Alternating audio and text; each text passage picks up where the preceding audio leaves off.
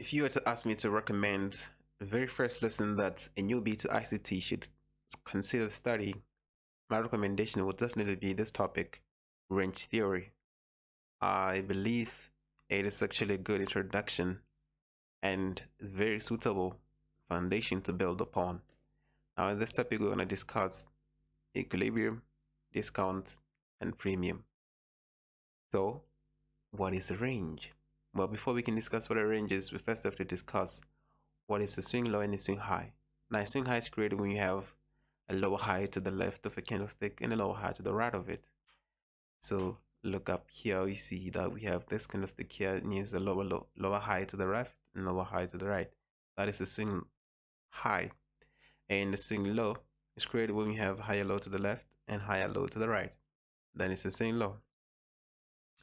And now that we have that out of the way, then we can define a range, okay, as the difference between a swing high and a swing low.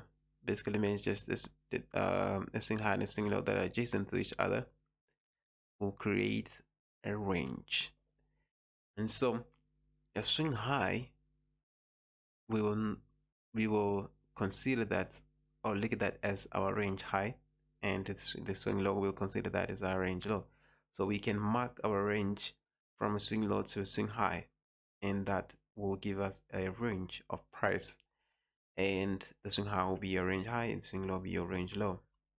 And now you can measure that range with the Fibonacci retracement tool with these levels, right? 0, 50%, and 100%. And what ICT has described or explained to us is that 50% of a range is this line right here. This is where equilibrium of price is. And anything above 50% is known as premium prices. And below 50%, we have discount prices. And so what range theory is all about is that price will move from premium to discount and from discount to premium. Now in a range of price, this is what is always going to happen. Price will move from premium to discount and from discount to premium. Now this will definitely be true for a range. Even after the price breaks out of that range, creates a new range, the same thing will apply. Now this is what it looks like in a chart or in the real market. So when we have, say, from this swing low to the swing high, we measure that as our range. Then we can tell where premium is and where discount is, where equilibrium is.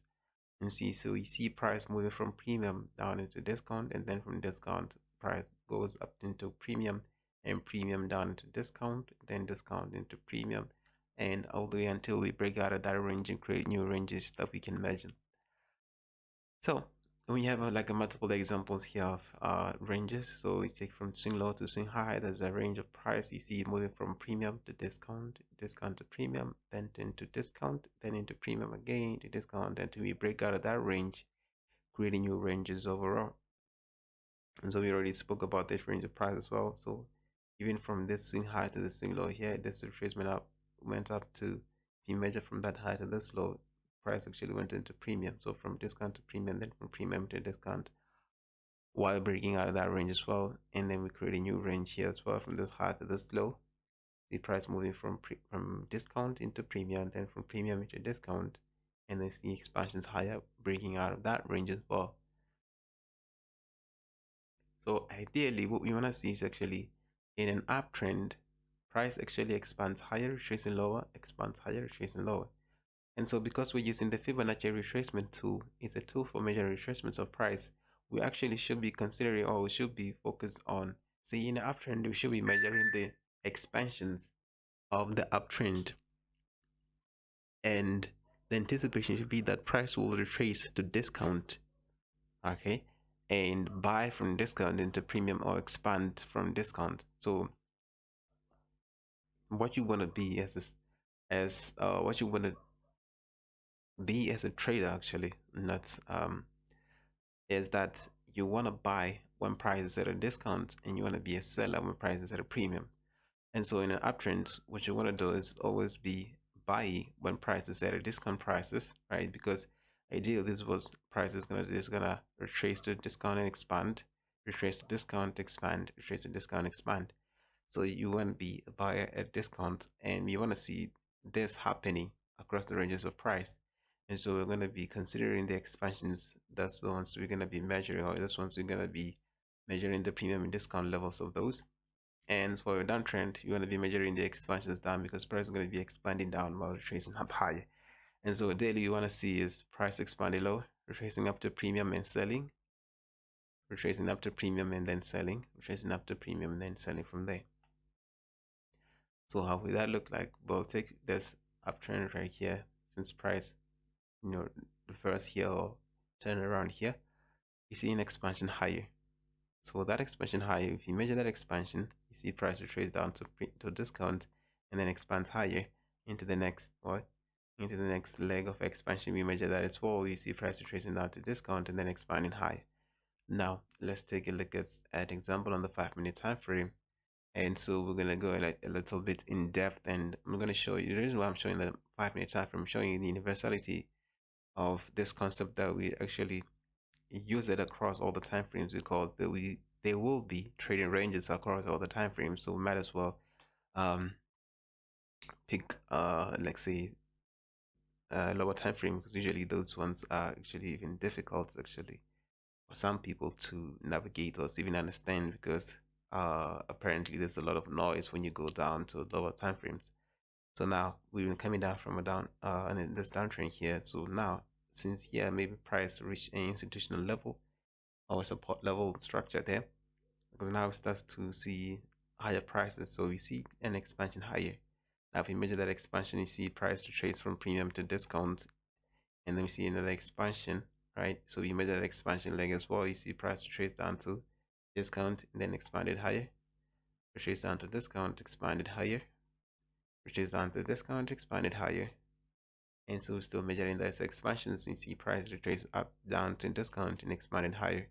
Now, if you take a figure from this high to this low, you see price actually this whole entire move was price uh going or retracing up to the premium of this entire range here and possibly sold because of this order block or whatever. We're not really concerned as for reasons for trade entries or whatever, but more on this concept of premium and discount and how price will move from discount to premium and premium to discount.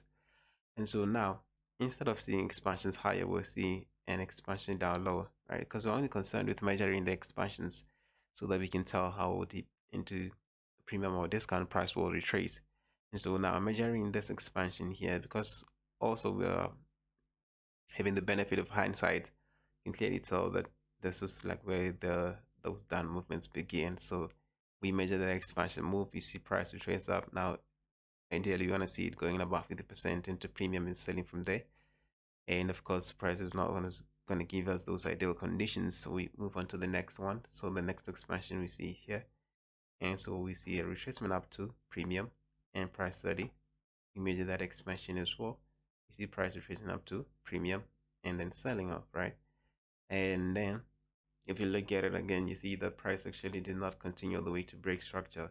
So that means if you can measure that entire range as well, we see that okay. Maybe the reason why price turned around here because it was in discount of this range, and so we see now instead of expansions lower like has been happening all this whole time, now we see price starts to expand higher. So higher prices will still do the same thing again. We measure those expansions, all those expansion legs, and we want to see a retracement down to discount and then expand higher once more, all the way up to at premium of this entire range here. So again, because of hindsight, we can tell the price did not break above this structure as well. So that means it's not willing to continue going higher. So that means when price starts to see lower prices, we understand it's because it went what all the way up into premium of this range. Okay. Now this has not been an exhaustive discussion on the topic of premium and discount, but it is a very significant foundational topic that if say I was running a mentorship, this would definitely be the very first thing I would actually need you to learn. Okay, this is the first thing that actually suggest that you learn, because every other topic, right, ICT concept really needs its foundation to be based on this understanding here. Simply, price will buy in discount and sell in premium. Okay. And I believe this was easy enough for you to grasp and understand. But if there's any further questions, really, you can contact me and send those messages in the comment section. I will definitely answer them right away.